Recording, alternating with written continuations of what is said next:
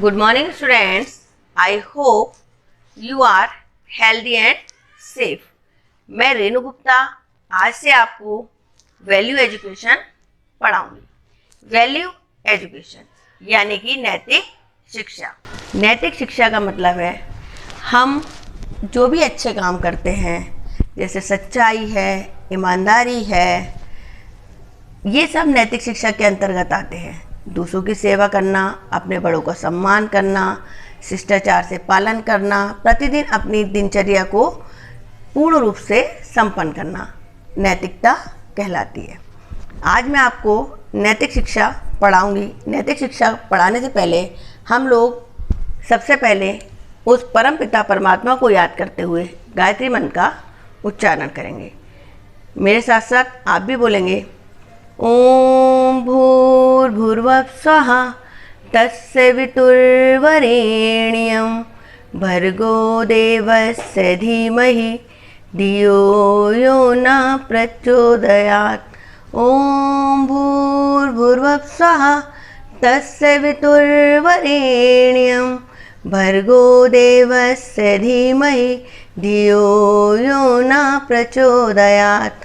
ओम भूर्भुवः स्वः तस्य वितुर्वरेण्यं भर्गो देवस्य धीमहि धियो यो न प्रचोदयात्। ओम शांति शांति शांति। इस मंत्र के साथ हमने उस असीम कृपा वाले ईश्वर को याद किया जो संपूर्ण ब्रह्मांड के नायक हैं। वो हमारे ईश्वर हैं और हमें सहायता और शक्ति सदैव प्रदान करते हैं। ठीक है। नैतिकता का सबसे पहला और मूल रूप है ईश्वर की प्रार्थना करना। तो सुबह उठकर स्नान आदि से निवृत्त होकर हमें ईश्वर की प्रार्थना अवश्य करनी चाहिए। समझ गए? अब नैतिक शिक्षा आपकी पाठ्य पुस्तक में एक चैप्टर है, उसको आज शुरू ना करा के हम कल शुरू कराएंगे। आज हम आपको थोड़ी सी अच्छी बातें बता देते हैं, जैसे कि बच्चों को कैसा आचरण करना चाहिए। बच्चों को सदैव सुबह जल्दी उठना चाहिए। ठीक है। स्नान आदि से निवृत्त होके ईश्वर की पूजा पाठ करनी चाहिए।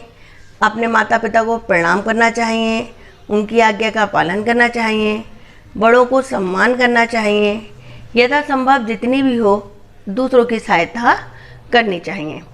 और आज की समस्या का सबसे बड़ी पहल, कोरोना से बचने के लिए हमें उन सारे नियमों को मानना चाहिए जो सरकार ने हमारी सुविधा के लिए बनाए हैं। समझ गए कि अब ये सब हमारी नैतिक शिक्षा के अंतर्गत ही आते हैं। इन्हीं से हम जानेंगे, समझेंगे कि इंसान जीवन पर्यंत अच्छा बने, लोग उसका सम्मान करें, उसका आदर करें। उसके लिए उन्हें किन चीज़ों से दूर रहना चाहिए। उसके लिए उन्हें दूसरों की निंदा चुगली नहीं करनी चाहिए, झूठ नहीं बोलना चाहिए, बड़ों का निरादर नहीं करना चाहिए, अपने से छोटों से घृणा नहीं करनी चाहिए, ईर्ष्या नहीं करनी चाहिए, और सबसे बड़ी बात, किसी भी चीज़ का लालच नहीं करना चाहिए।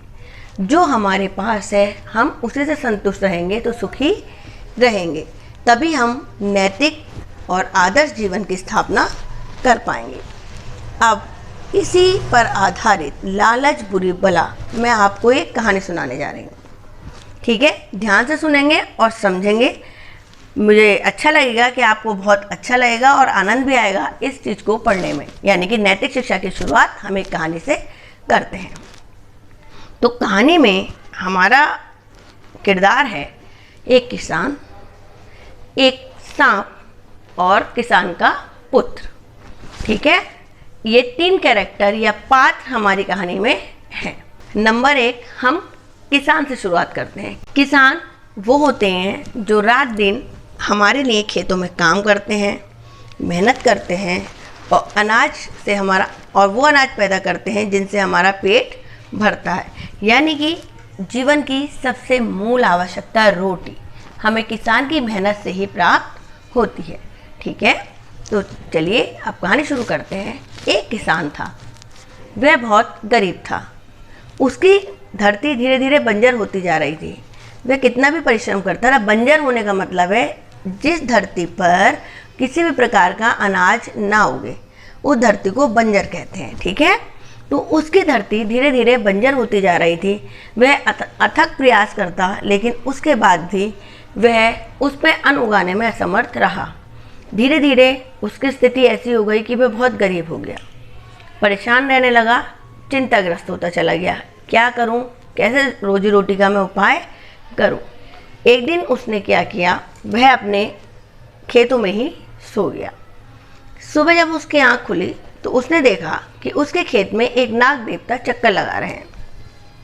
किसान उस नाग देवता को देखकर बहुत हैरान हुआ और उसने सोचा कि ये नाग देवता शायद मेरे खेत के भगवान हैं और मैं इनकी पूजा नहीं करता, इसीलिए ये खेत जो है मेरे सूख गए। अब मुझे एक काम करना चाहिए, मुझे इनकी सेवा करनी चाहिए। अगले दिन प्रातः किसान एक कटोरे में दूध भर के उस सांप के बिल के आगे रख देता है।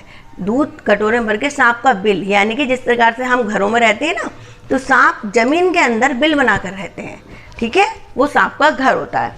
अब जब सांप को दूध दिखा, सांप अपने बिल से बाहर आया, उसने दूध पिया और दूध पी के वो वापस अपने घर में चला गया, यानी कि अपने बिल में लौट गया।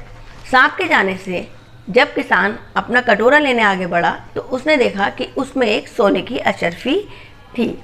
सोने की अशर्फी मतलब जैसे हमारे पास आज का 1 का रुपया 2 के रुपये होते हैं ना, उस टाइप से पहले सोने के सिक्के चलते थे। ठीक है, तो किसान को उस कटोरे में एक सोने का सिक्का मिला।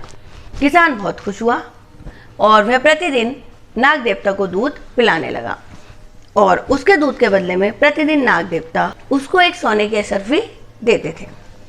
और एक दिन किसान बीमार पड़ गया। उसने अपने बेटे से कहा कि बेटा, आज मैं अपने खेत तक जाने में असमर्थ हूँ, तुम एक कटोरा दूध ले जाओ ताकि हमारे खेत के देवता भूखे ना रहें। तुम उन्हें यह दूध पिला देना और दूध पिलाने के बाद जो भी तुम्हें प्राप्त हो उसे चुपचाप लेकर अपने घर आ जाना। किसान के पुत्र ने ऐसा ही किया। उसने बिल के सामने दूध का कटोरा रखा और जब नाग देवता दूध पीकर चले गए तो उसमें एक स्वर्ण अशर्फी देखकर वो बहुत हैरान रह गया और लालच उसके मन में आ गया। अगले दिन वह दूध के कटोरे के साथ एक लाठी भी अपने साथ लेकर पहुंचा। जैसे ही नाग देवता दूध पीने के लिए बाहर आते हैं, उस लड़के ने एक जोरदार लाठी के वार से उन्हें घायल कर दिया। घायल होने के पश्चात उस नाग ने किसान के बेटे को डस लिया। नाग देवता के डसने के कारण उसकी तत्काल मृत्यु हो गई। तत्काल मृत्यु का मतलब एकदम से मर गया। जब किसान का पुत्र मृत्यु को प्राप्त हो गया तो वह घायल नाग देवता उस खेत को छोड़कर चले गए। जब किसान देखता है कि बहुत देर होने के बाद भी उसका पुत्र नहीं आया, तो वह जब किसान अपने खेत पर पहुंचता है तो वह देखता है कि उसका पुत्र मृत अवस्था में पड़ा हुआ है और कटोरा भी दूध से भरा हुआ है, अर्थात नाग देवता ने दूध नहीं पिया और कुछ खून वो दिखाई देता है, जो घिसटने के निशान उसे दिखाई देते हैं। अर्थात वो समझ जाता है कि नाग देवता भी घायल हुए हैं।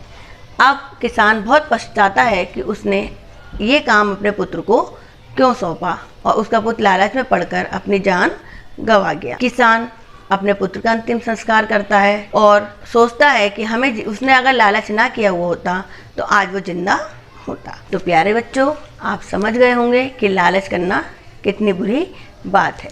हमें जो मिलता है हमें उसमें संतुष्ट रहना चाहिए। हम अपने कर्म से अपने भाग्य को बदल तो सकते हैं, लेकिन लालच करके हम उसी भाग्य को दुर्भाग्य में भी बदल लेते हैं। आशा है आप सबको कहानी समझ में आई होगी। और तो आज हम प्रण करते हैं कि हम कभी भी जीवन में लालच नहीं करेंगे, क्योंकि लालच सर्वनाश का ही दूसरा नाम है। धन्यवाद।